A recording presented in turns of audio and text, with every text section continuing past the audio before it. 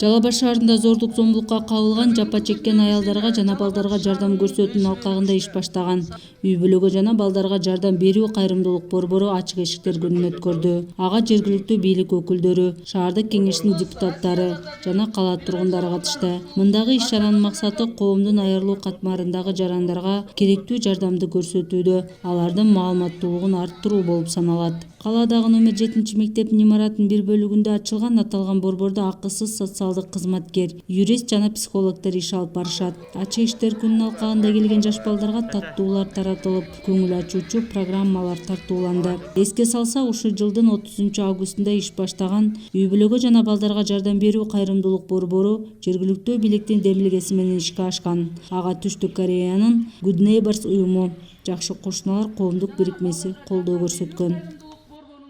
Соц кызматкерлерибизге, ошондой эле биздин ички иштер бөлүмүнүн кызматкерлери, социалдык защита кызматкерлери менен баардыгыбыз биргеликте бүгүн элдерибизге түшүндүрүү иштерин жүргүзөлү деген максатта көчтөрүп жатабыз. Зомбулук боюнча эч ким кайрылбай эле койсун.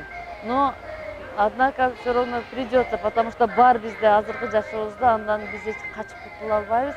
Ошон үчүн мен ушундай центрлерди ачылганына дагы деле мен тилектешмин.